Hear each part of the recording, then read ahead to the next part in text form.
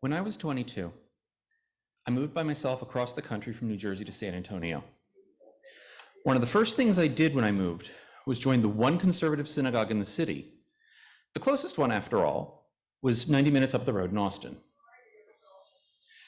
I won't say when I did this, no cheating if you know how old I am now, but I'm aware that even back then this was a little unusual.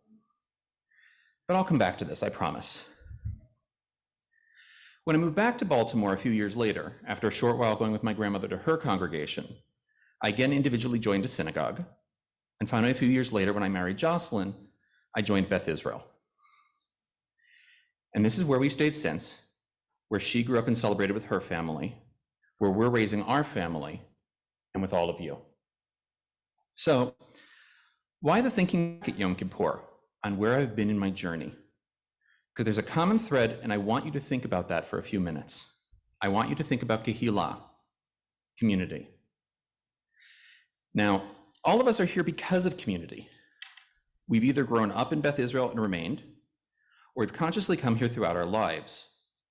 But in either case, there's a common thread that binds us through the generations with our parents and our grandparents, and so on back through history. We saw community. We've gone looking for that sense of belonging, that place we can go outside of our family by blood to find the people to whom we feel that pull that tells us we're with our own. I'm a big believer in active membership in the communities to which I belong, as I know many of you are. It's frightening to be alone. It's what drew me as that 22-year-old to make sure that when I moved out on my own, I could find people with whom I had something in common. But it was also important for me to find people to whom I could contribute, to make a difference in their lives as I was hoping they would make a difference in mine.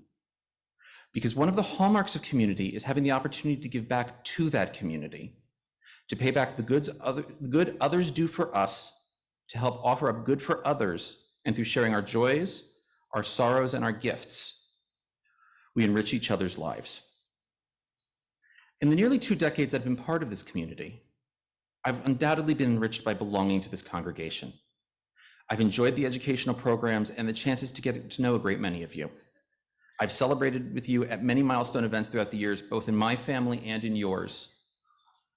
And I've delighted as my sons and their friends have been growing ever closer to adulthood with a love of being part of a caring Jewish community.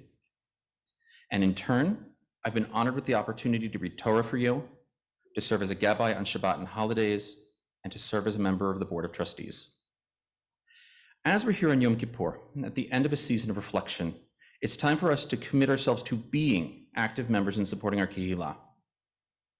This takes different forms for all of us, each according to our gifts. For some of us, it is a very literal support of our congregation, from volunteers on the standing committees to the brotherhood who ensures we have a sukkah for the holiday and other programs, or the sisterhood who run the Judaica shop and make sure we have a kiddush after services. For others, it's an offering of their talents and time. The members of the choir, the group who puts on the Purim spiel each year, and those who come out for congregational mitzvah projects come to mind. To those who help to run our services, the lay leaders who help with running minions, Torah readers, and Gabbayim, who ensure that our wonderful clergy don't have to do everything themselves, which, let's be honest, would be extraordinarily tiring. So as we come into our new year of 5782, take a few minutes to think about how you can be a more active supporter of our synagogue in the coming months. Is there a gift you have that you can share with the congregation?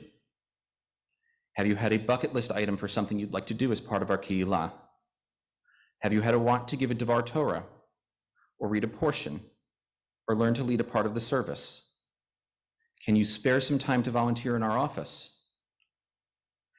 Is there a project you'd like to do as part of our Tikkun Olam efforts? Is this perhaps your year to try out for Esther or Haman in the Purim spiel? After all, if I can be up here with my fear of public speaking, so can you. But equally as important, throughout my Jewish life, I have been blessed with having a place to call my congregational home. Having this wonderful building we call our synagogue takes effort and financial support. And over the last year, in the situation we've all been in, it's hard sometimes to think about what we're supporting when we're separated from one another and this house of worship we all adore. With the challenges we've been rising to meet in this modern world of ours, Beth Israel can use your financial support now more than ever to ensure that, for years to come, our congregation is around for future generations to cherish as much as our families do now. If you've already given to the annual appeal, I and the rest of the Board of Trustees thank you sincerely for your ongoing support and promise to ensure a responsible and balanced budget that honors your gift and the community it will help. If you give annually and haven't yet donated, please consider an increase in your giving. And if you've never given before, please consider this the year to start a practice of giving. Every dollar counts.